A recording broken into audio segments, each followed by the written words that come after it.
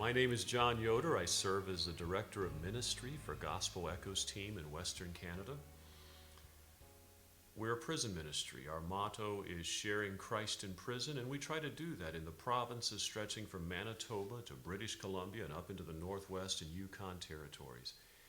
We offer a variety of services to the prison. One of those is literature. We offer the little red address booklet that many of you are familiar with. We give out about 50,000 of these each year. We also offer an 8-course Bible study that you can do through correspondence. I've got the first 4 of those courses here, and if you do the first 4, you actually earn a Bible with your name engraved on the front cover in gold lettering. It's just a way of getting into the Word of God, and we love to give out Bibles. We also share gospel concerts and Bible preaching and teaching in prisons, and this year we haven't been able to get in personally. So we have determined to share a 30-minute virtual chapel on DVD that can be played on a TV anywhere within the prison that it is allowed.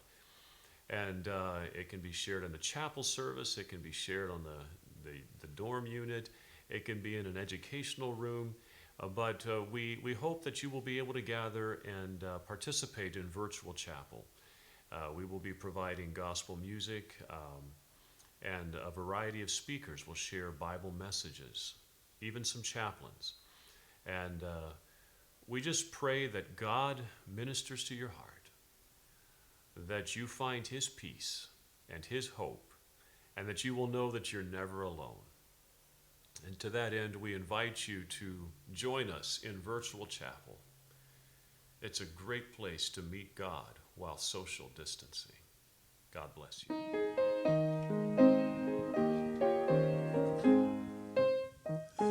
I will sing of my Redeemer and His wondrous love to me.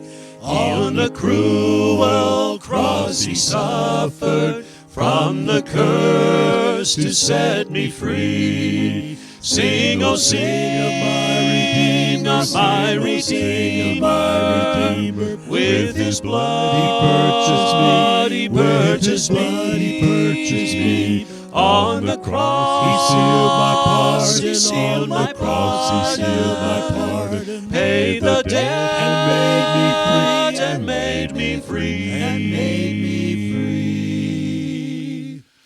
I will tell the wondrous story, how my lost estate to save. In His boundless love and mercy, He the ransom freely gave. Sing, oh sing of my Redeemer, with His blood He purchased me. On the cross He sealed my pardon, paid the debt and made me free. I will praise my dear Redeemer, His triumphant power I'll tell, how the victory He giveth over sin and death and hell. I will sing of my Redeemer and His heavenly love to me. He from death to life hath brought me, Son of God, with Him to be. Sing, oh sing of my Redeemer, with His blood He purchased me. On the cross He sealed my pardon, paid the debt and made me free.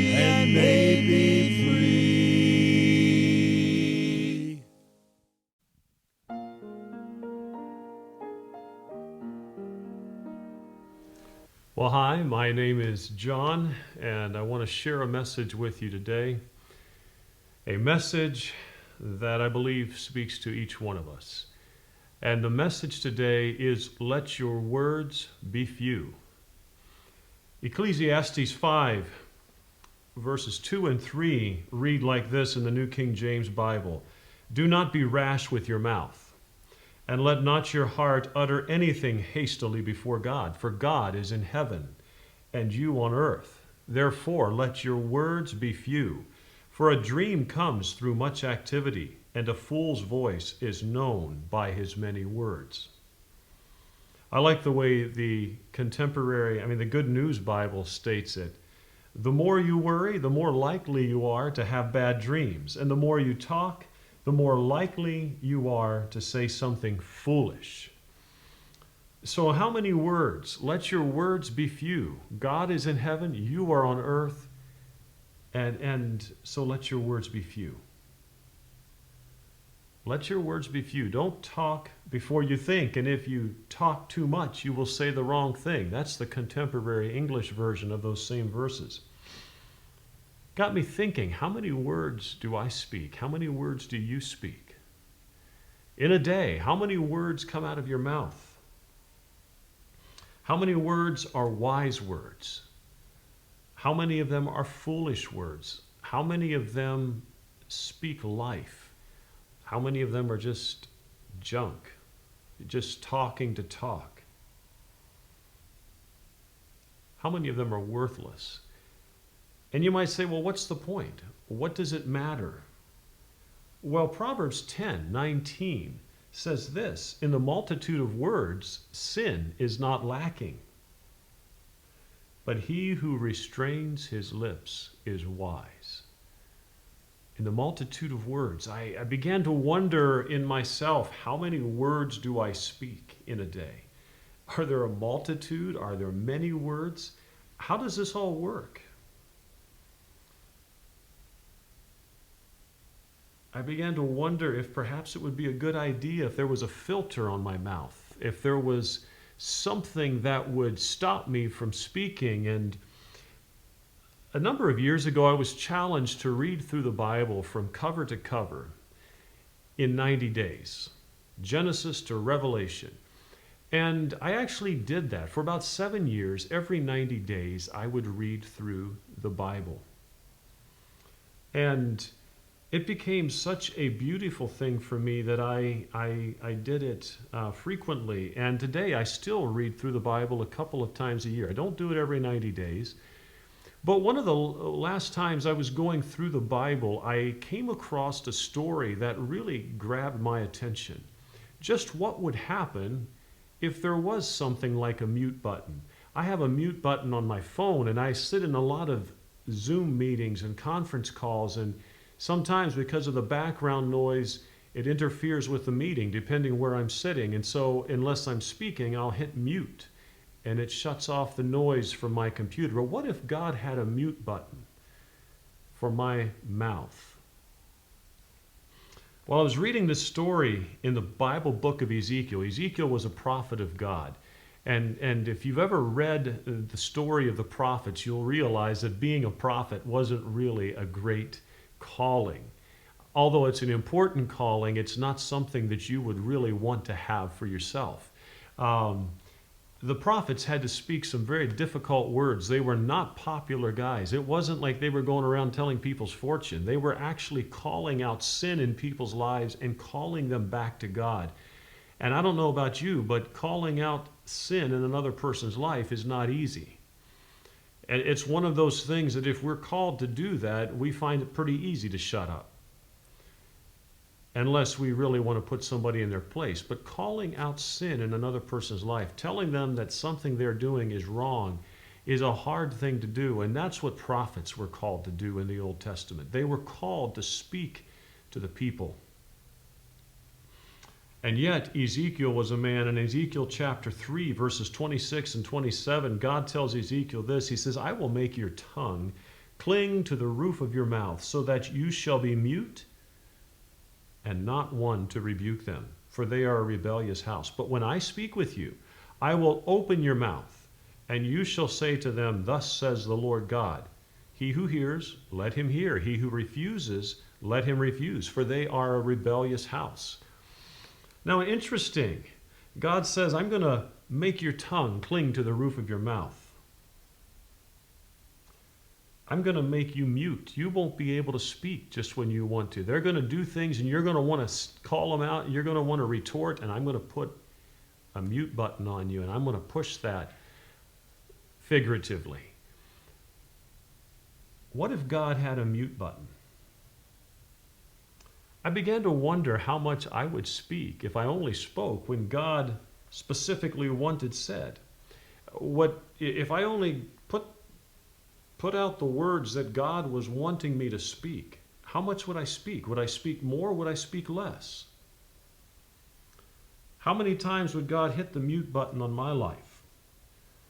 Sometimes I believe it would be much better for the people around me if God did hit the mute button. Sometimes I have a quick tongue, and I want to retort when I should be silent. I don't know about you, but I came to realize that it's important what we speak. The Bible talks about our words as being fruit, the fruit of what's in our heart. And Proverbs 18:21 says this, death and life are in the power of the tongue, and those who love it will eat its fruit. Jesus in Matthew 12:34-37 had some things to say about fruit of the tongue.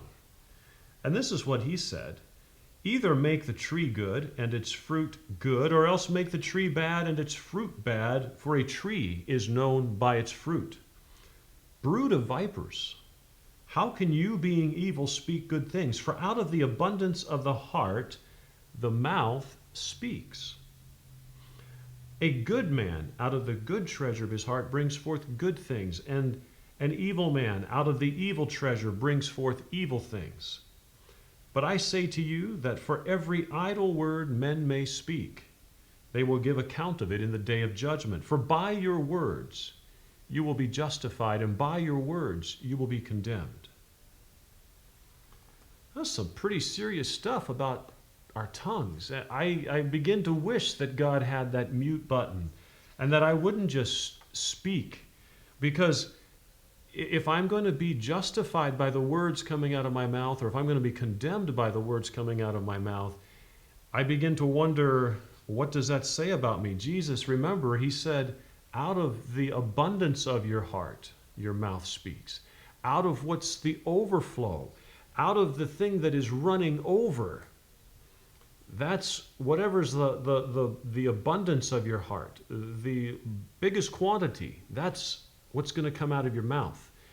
It's like you have fruit on a tree that tells you what kind of tree it is.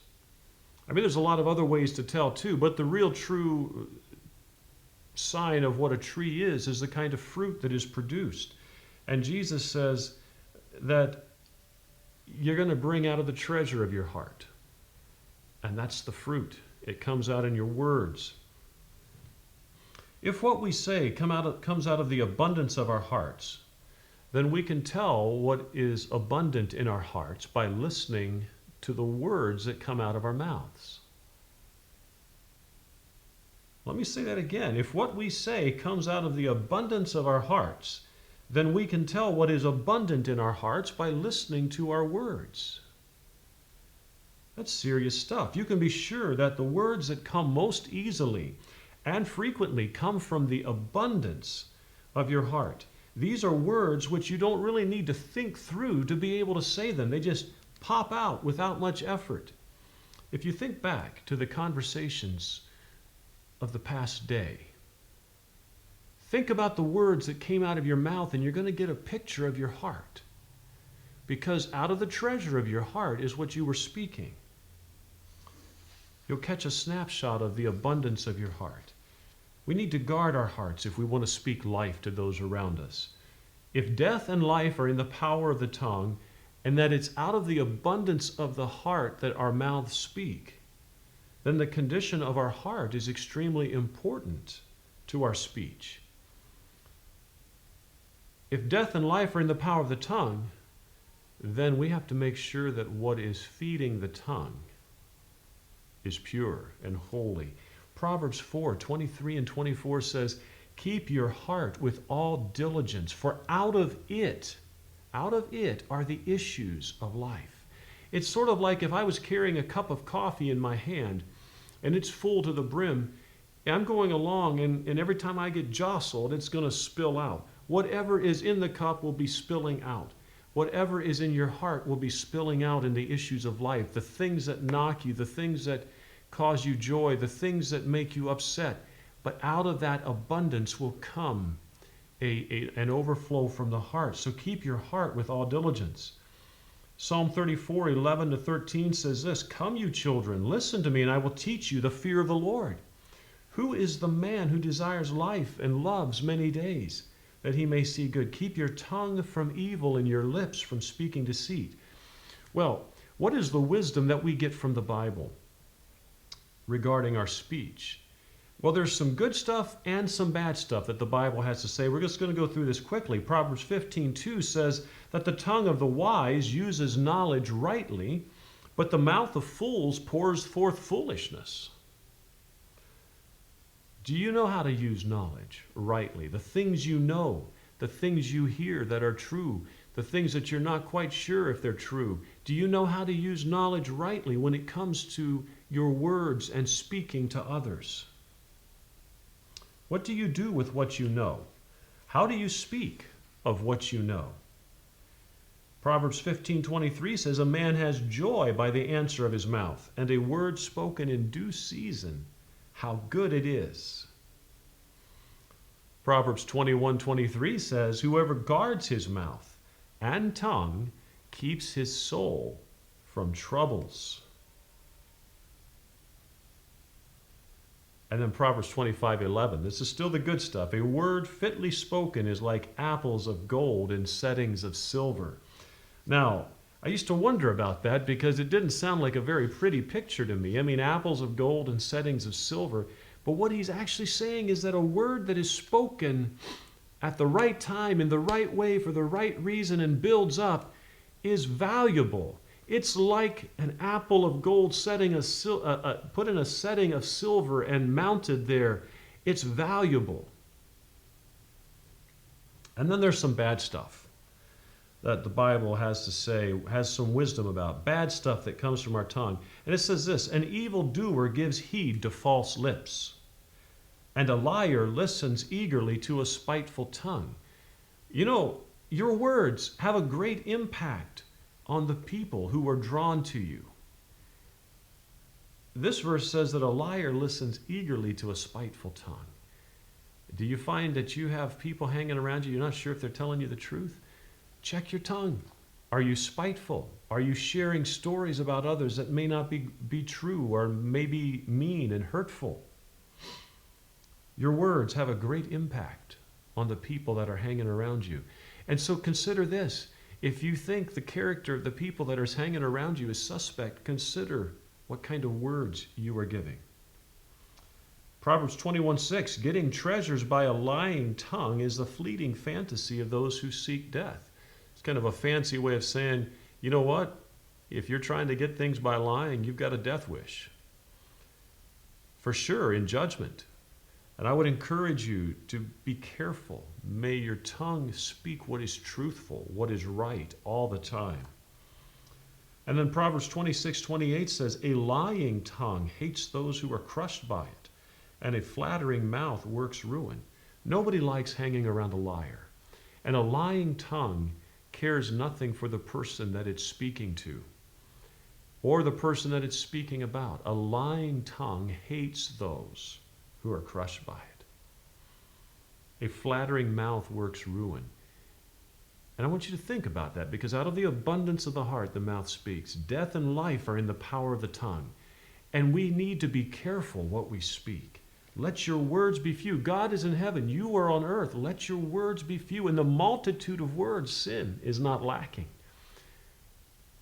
Maybe we need that mute button from God. Well, as we close today, I want to just leave you with a prayer from Psalm 19, 12 to 14, and it says this: Who can understand his errors? Cleanse thou me from secret faults. Keep back thy servant also from presumptuous sins. Let them not have dominion over me. Then I shall be upright, and I shall be innocent of the great transgression. Let the words of my mouth and the meditation of my heart be acceptable in thy sight, O Lord, my strength and my Redeemer. Amen.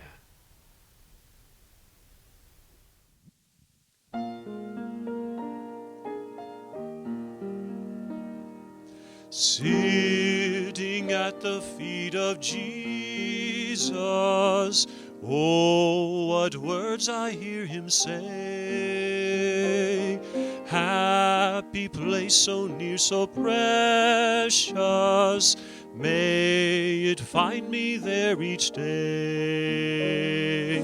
Sitting at the feet of Jesus, I would look upon the past, for his love has been so gracious, it has won my heart at last. Sitting at the feet of Jesus, where can mortal be more blessed?